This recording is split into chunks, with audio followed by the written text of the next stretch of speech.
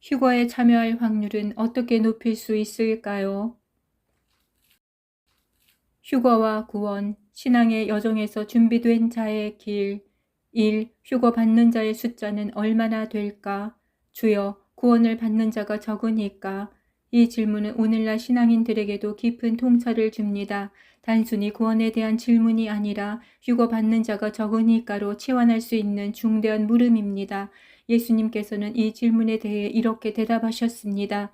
좁은 문으로 들어가기를 힘쓰라. 내가 너희에게 이르노니 들어가기를 구하여도 못하는 자가 많으리라. 집주인이 일어나 문을 한번 닫은 후에 너희가 밖에 서서 문을 두드리며 주여 열어주소서 하면 그가 대답하여 이르되 나는 너희가 어디에서 온 자인지 알지 못하노라 하리라. 이 말씀은 열처녀 비유에서 미련한 처녀들이 문 밖에 남겨진 상황과 유사합니다. 문이 닫히는 순간 준비되지 않은 자들은 기회를 잃게 됩니다. 성경은 구원의 문이 좁고 휴거의 문은 더욱 좁음을 암시합니다. 니고데모와 부자 청년의 이야기도 이를 잘 보여줍니다. 니고데모에게 주님은 물과 성령으로 거듭나야 한다고 말씀하셨고 부자 청년에게는 계명을 지키고 재산을 팔아 이웃에게 주라고 하셨습니다.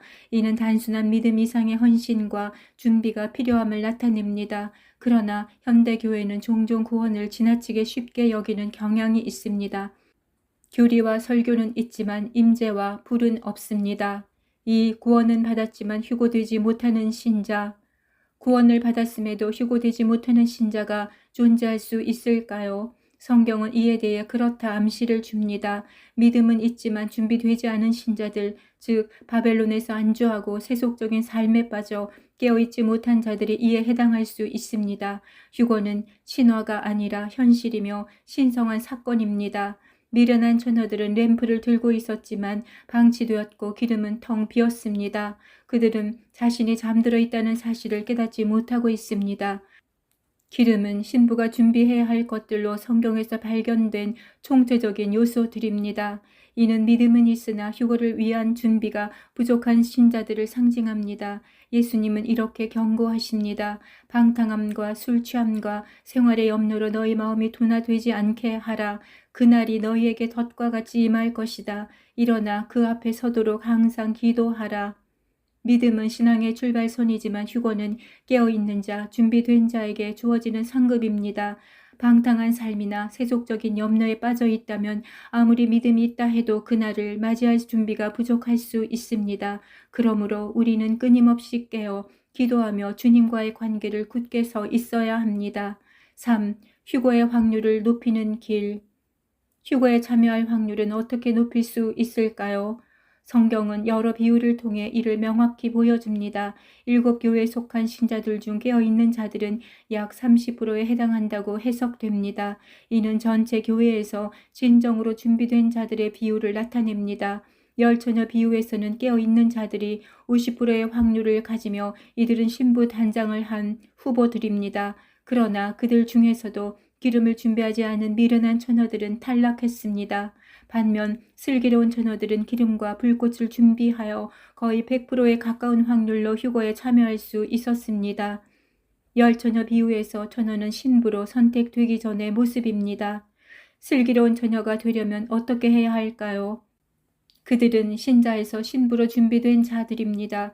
그들은 신부의 골방에서 무릎을 꿇고 주목을 받지 못하지만 불을 지폈습니다. 그들은 유명하지 않지만 충실했고 부유하지 않지만 거룩했습니다. 바벨론에서 빠져나와 옷을 빨고 등잔의 심지를 손질하며 등불을 밝혔습니다.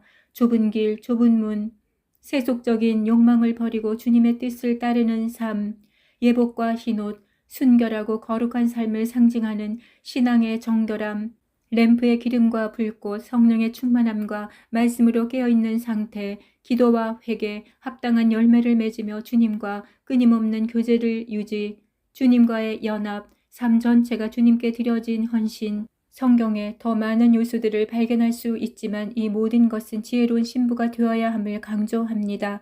준비된 자만이 그날에 주님과 함께할 수 있습니다.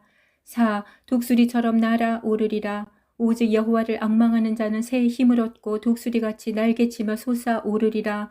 독수리의 새끼는 성장하면 둥지를 떠나 이소해야 합니다. 이는 신부에게 있어 휴거와 같은 의미를 가집니다. 성경은 휴거를 빛과 어둠으로 명확히 구분합니다.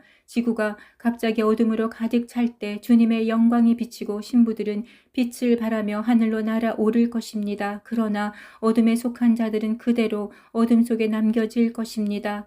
이 비유는 우리의 신앙이 빛 가운데 있어야 함을 강조합니다. 주님을 간절히 바라며 말씀과 기도로 준비된 자만이 독수리처럼 날아오를 수 있습니다. 오, 금식과 준비의 때 혼인집 손님들이 신랑과 함께 있을 동안에 슬퍼할 수 있느냐? 그러나 신랑을 빼앗길 날이 이르리니 그때에는 금식할 것이니라. 지금 우리는 신랑이신 예수님과 물리적으로 함께 있는 상태는 아닙니다. 그러나 머지않아 주님과 혼인 잔치에서 함께 할 날이 올 것입니다. 회개가 절박하게 필요한 사람은 금식하며 준비할 수 있습니다. 금식은 긴박하게 우리의 마음을 정결케 하고 주님께 집중하게 하는 영적 훈련입니다. 주님의 식탁에 초대받는 자는 누구일까요? 순전한 말씀을 지키며 흰옷을 입은 순결한 신부들입니다. 그들은 처음부터 주님만을 택했으며 놀랍게도 주님께서 먼저 우리를 택하셨음을 깨닫게 됩니다. 주님께서 우리의 발을 생명길에 두셨으니 바른 길에 서 있습니다. 깨어있을 때 주님의 말씀을 묵상하고 잠을 잘 때도 주님을 굳게 붙잡습니다. 밤낮으로 주님을 찾는 자만이 그날에 주님의 초청자 명단에 오를 수 있습니다. 휴거는 단순한 사건이 아니라 깨어있는 신앙과 준비된 삶의 결과입니다. 믿음은 시작이지만 그 믿음을 지키며 주님께 헌신하는 삶이 필요합니다.